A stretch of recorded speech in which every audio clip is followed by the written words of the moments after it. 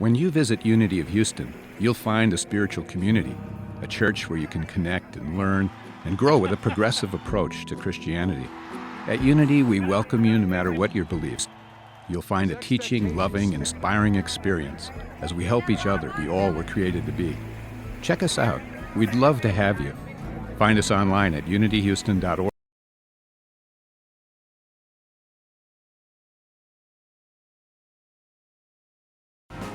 From Unity of Houston, Texas, this is The Awakened Life with Reverend Howard Caesar.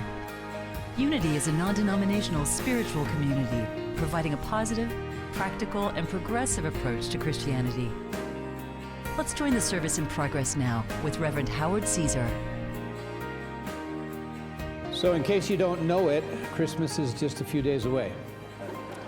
All right, and for some of you that is exciting news, and you're gaining in momentum of excitement. For others of you, it's a little bit more to worry about and be concerned about, because there's all this stuff that's still left to do. That's what can come up for some of us, can't it? You know, we're all in a varying degree of Christmas spirit. We're all in different places. We're all impacted and affected by different things that are happening currently in our life, or that has happened in our life recently, and there can be sometimes a residue and something that is a carryover, and so some of us find it easy to get into the Christmas spirit, some of us find it more difficult. For me, it certainly, and for probably everyone, it helps to be around small children because they really get excited, and so our grandchildren just arrived last Thursday, and so we have a little boy, grandson named Brady, and he's 6 years old, and so they love to be asked how old they are. And so, how old are you, Brady? 6. And then we have the little girl, our granddaughter, and that's Dylan. And so I asked her, how old are you? And she says, 3 3/4.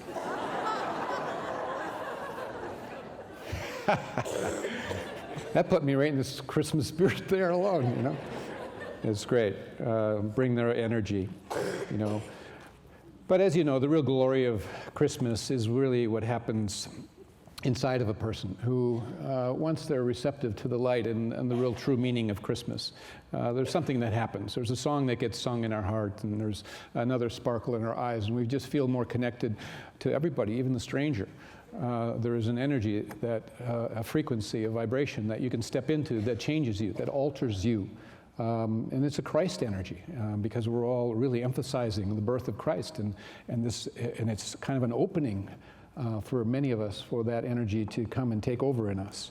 And so, of course, we're celebrating the birth of Jesus Christ, and it's a historical, significant event that took place, but really what made it big was the life that followed and the teachings that he taught. Transformational, life-altering, miraculous, and from there brought into effect really a new reality for all humanity, and for all of us to just awaken to. He talked about a kingdom, and all the parables he talked about was this kingdom, and we kept referring to this kingdom, and this kingdom that humanity keeps wanting to think was external, some kingdom. But he's saying, no, it's not a geographical place. It's not a place that you go after you die. It's not a kingdom that's going to be established externally here in this world. It's a kingdom that you carry within you. And so that was the important message that he brought, really. And he said that it was the Father's good pleasure to give us that kingdom. And so we have to open to that kingdom. It's inside each and every one of us. And most of us are still in the process of unwrapping the gift that God has given us all, and the gift that Jesus kept pointing to that lives inside of us. Each of us has this kingdom, this place that we can go to or live from. And Jesus said that the gift essentially was what he, in his words, the Spirit of truth. The Spirit of truth is the gift. That there is another level of being, another level of divine intelligence that you can tap into, that is a kind of like a stream of consciousness. And he called it the Spirit of truth, this stream that can move through you. And that was the gift, and that was what he came to reveal, and that's what he came to demonstrate, and that's what he came to model, and that's what he wanted each and every one of us to come to know and understand, is there's this stream of truth.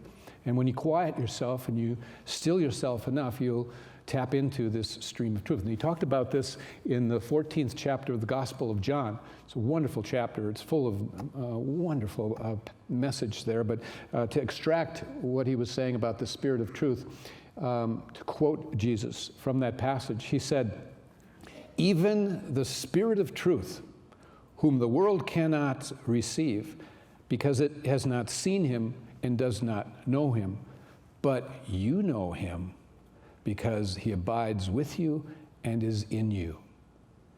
And so what he was saying is the world, as a whole, was not able to receive it, because many of those who are in the world are of the world, that they continue to think it's something external to them, and they keep searching and knocking on doors external to themselves. And so they're like a doubting Thomas. They have to see it with their physical eyes. They have to feel it and touch it. They're really conditioned by their outer senses as opposed to an inner sense. Because it's really the Spirit of truth is something that you attune to with an inner sense, where you feel a presence and you feel something moving in you and you surrender to it. And that is an element of what Christmas is. And so Jesus is adding, but you know him because he abides with you and is in you. Meaning you've connected to it. Maybe you're not always connected to it, but you felt it, you know it, it's in you. And then a couple of verses later, he puts into words what I consider to be really at the heart of what Christmas is about. He says these words. He says, "I am in my Father, and you are in me, and I am in you." That's powerful. That's amazing. There is no separation here, he's saying. The same way that the Father is in me, it is in you, and I am in you. And it'd be the same way that connectedness that says, sometimes masters and mystics say, you are every person and every person is you. That there is really no separation. That we're all one. And it's hard for all people to get to that place where they feel and sense and realize that.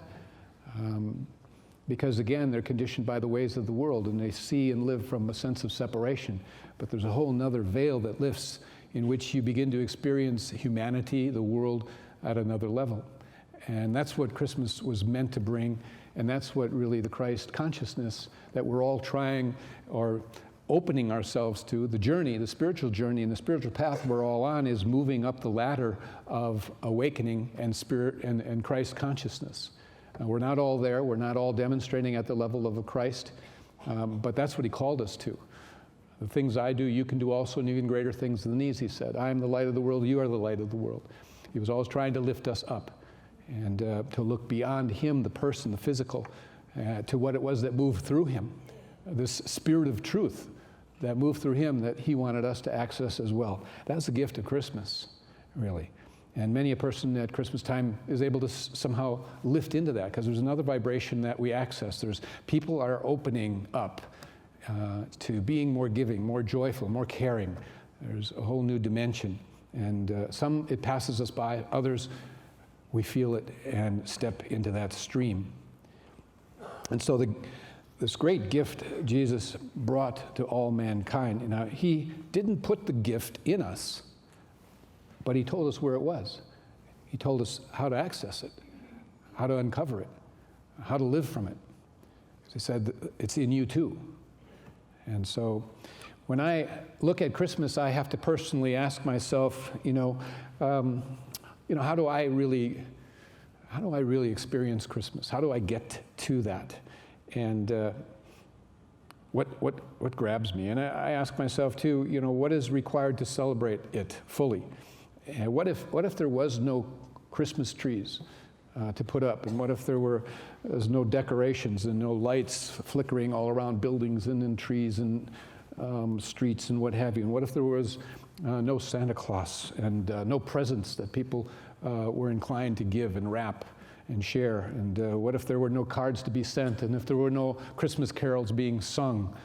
All of this. Could Christmas still happen? And I say yes, it could. It could. Because the reality is the call of Christmas is really something inside. and that essentially all these other things are really add-ons that came later after the birth. And it doesn't mean that they're not important or helpful, but sometimes we think that if we put up the tree and get the lights up and get the cards sent and purchase some gifts or something, that somehow Christmas will descend upon us. That's our hope, that it'll capture us. But the truth is, there's a state of being that we want to step into. There's a stream of truth that Jesus talked about, the Spirit of truth, about who we are. It's really, Christmas is about finding who we are again, stepping more fully into that and being that. It's about love and sharing oneself at that higher vibration. And once we capture that, then the sending of the cards and the giving of the gifts and the singing of the carols and all that fulfills us all the more. We're touched all the more by that. And so I like to think of it as one is the frame of Christmas and the other is the essence of Christmas at the heart. It's like there's a Rembrandt and we get lost in polishing the frame sometimes, and we haven't really experienced the inspiration, the creation, the essence that's inside the frame. And we have to never forget that and never stop learning to focus on that and realizing that there's a Christ that lives in us. There's a higher self that lives in us that wants to be brought to the forefront and to the surface and expressed. And that frame of all the songs and the gifts and the Christmas dinner and the cards and all of these different things, they play an important part, but they're not Christmas itself. And the true essence is something internally, and that's what's so important, and we should never forget. So, as we go into this Christmas season, in all the to-dos, we must remember to be, and that means to identify with the dimension that is wanting to be birthed in us. And sometimes we step into it and it feels so good, and we're not sure what it is, but it is really who we really are, and more of that essence coming out. And we move into giving, and we move into sharing, and we move into caring, and something feels wonderful about that. And somehow Christmas draws that out of us, and there are songs that are sung that say, Christmas is something for year round. And it indeed is. And so we are being called to a new place in consciousness, to a new level of being. And that's what Christmas is about. And I like to say that it's kind of about remembering, renewing, regaining, and rebirthing. All these re's, all these r's, It's a time of remembering the Christ message of love and forgiveness. It's a time of renewing our commitment to that and to who we are. It's a time of regaining a state of being that we are held to be in the mind of God, that Christ put up for us to see and to behold as the truth of who we are, calling us also a light in the world, and that we have come to remove anything that covers over that light and capture the true essence of who we are. And so there is remembering, renewing, regaining, and rebirthing this spiritual dimension, the spirit of truth, and opening to it more fully. And sometimes, as I say, I think Christmas, a big part of it is coming back to ourselves. It's finding ourselves again and pushing everything that has separated us from our true self out of the way. There's a wonderful story about a guy in a Midwest town, and unfortunately, at this point, he has lost everything. He lost everything to the disease of drinking, and he finds himself on the streets at Christmas time, and he is jobless, he is penniless, he is homeless, and kind of a state of unhappiness, understandably. And he finds himself this particular day unusually sober because it's almost been a day since he has been able to secure his next bottle. And he wanders the streets trying to stay warm and drum up his next drink. And it is evening, and there's a town square there, and there's a big tree that is lit in the town square, and there's a choir of junior high kids singing, and there are lots of people and families and parents and their children. And they're all carrying packages that they've bought and are taking home to wrap and things like that. And so there's all this Christmas going on around him, and he's not at all caught in it. And he wanders down a side street that has this row of old two-story homes, and it's lined with massive oak trees. And as he walks along this sidewalk, the surroundings remind him of his childhood. And he stops walking, and he peers off into the night sky. And his mind takes him back to a particular time when he was in the 5th grade. And it was Christmas time, and he had just been to a church Christmas pageant with his parents and his sister. And in this instance, he's recalling they were driving home from this pageant, and they had turned down a street, and they saw this old man. He was known as Old Man Appleby, and he was the town drunk, and he was leaning up against the hardware store. And so his dad pulled over and got out of the car, and he went over and talked to him briefly, and then came back into the car, and they drove off. And he recalled asking his father, you know, why did he stop and talk to the town drunk? And his father said to him, and he recalled, he said, "Son, it's Christmas." And he too is one of God's children. He just has made some choices about his life that have caused him to be this way. At any time, he can rise up and reclaim a better life with God's help. Son, never judge a man by his outer conditions. You never know the pain of his past. God's light is in him, as it is in everyone. And I simply wanted to stop and wish him a Merry Christmas, regardless of how things are for him right now. So this man now is standing there at this place, recalling this, and caught up in this memory of a time when he was in the 5th grade. And now, through some unfortunate turns in his own life, he is the town drunk. He is Appleby. And he looked at himself and kind of assessed himself.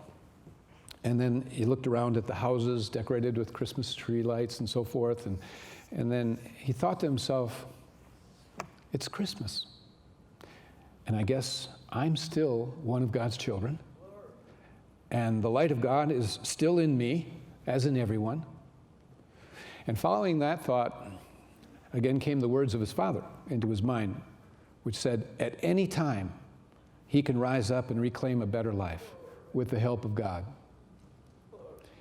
And in that moment, something changed in him. You know, in that moment, you know, the Spirit of truth touched him and lifted him and altered him. And that was the beginning of his recovery. He answered the call of Christmas. The call of Christmas is, you're more than what you have ever thought yourself to be. You are really a being of peace and love and joy. You are a giving being. You have come into this world to be a light.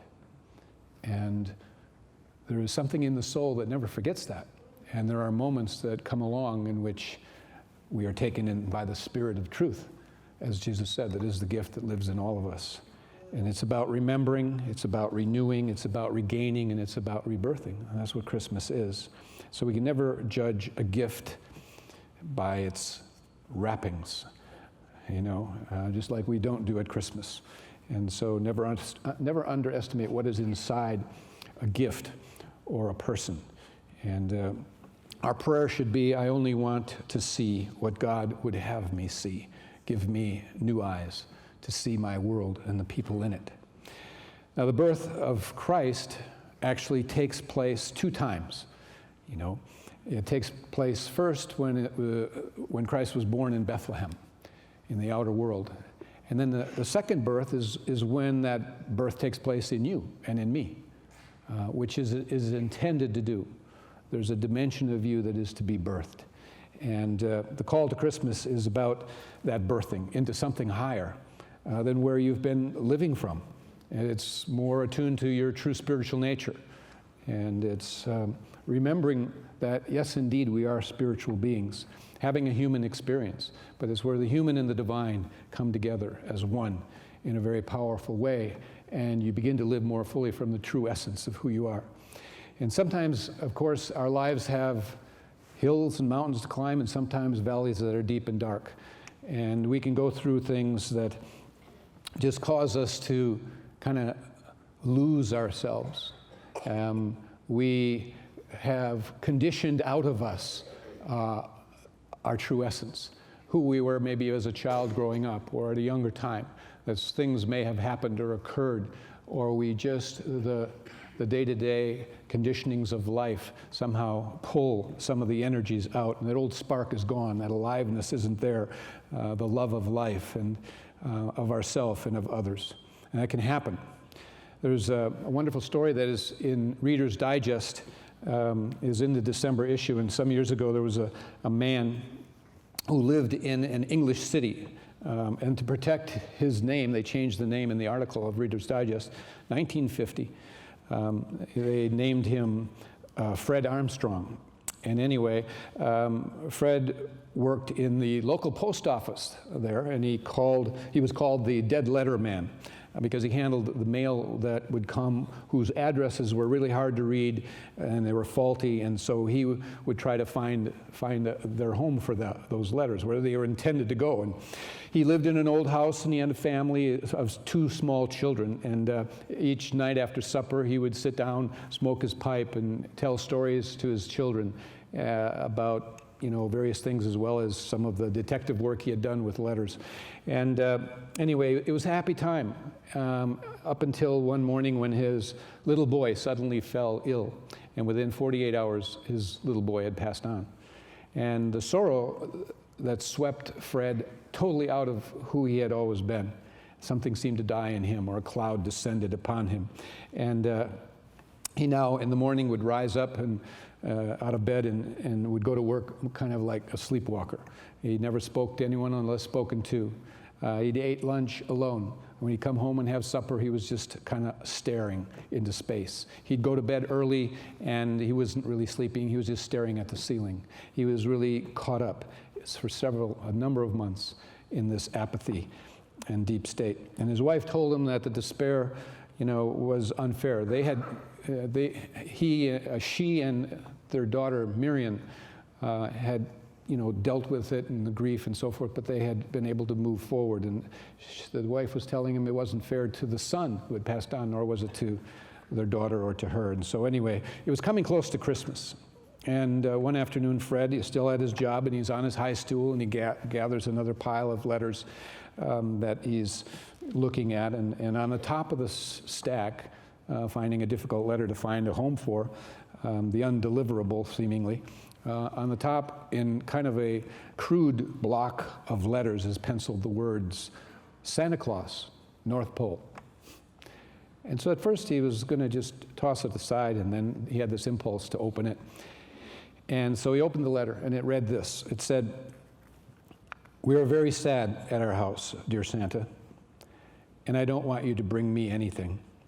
My little brother went to heaven last spring. All I want you to do when you come to our house is to take brother's toys to him. I'll leave them in the corner by the kitchen stove, his hobby horse and train and everything. I know he'll be lost up in heaven without them. Most of all, his horse. He always liked riding it so much. So you must take them to him, please. And you needn't mind leaving me anything. But if you could give Daddy something that would make him like he used to be, make him smoke his pipe again and tell me stories. I do wish you would. I heard him say to Mummy once that only eternity could cure him. Could you bring him some of that? And I'll be a good little girl. Miriam." And he saw the name of his daughter. It was from his daughter. And there are no accidents in this universe. And it just hit him in the heart, and it woke him up. It woke him up. And so that very night, when he returned home, there was a bit more of a gait to his walk, life was returning to him. He stopped at the front door and took his pipe, lit a match, and lit his pipe for the first time in a long time. He opened the door and walked through the door, and with one big puff, he blew it into the kitchen. And Marion and his wife were there, and they were startled but delighted, and they knew from the smile on his face and the pipe he was smoking that Fred was back. Fred was back. And the Christ of Christmas, the love of a little girl, love births Christmas. Christmas is about love. Christmas is about finding the truth of who you are. That is the call of Christmas. It's remembering, regaining, renewing, and rebirthing the love that is in your heart, that is meant to be expressed. It's remembering the truth of who you really are and seeking to be it and surrendering to that. Remembering the Christ message of love and forgiveness, renewing our commitment to it, regaining a state of being that we once may have had that has been left behind some way. Somewhere there's a part of ourselves that we want to return to. It can be for many of us. And this is the time to rebirth our spiritual Christ self. I close with a little poem called The Christmas Gift. And it goes like this. It's not the presents under the tree or the smell of cookies baking.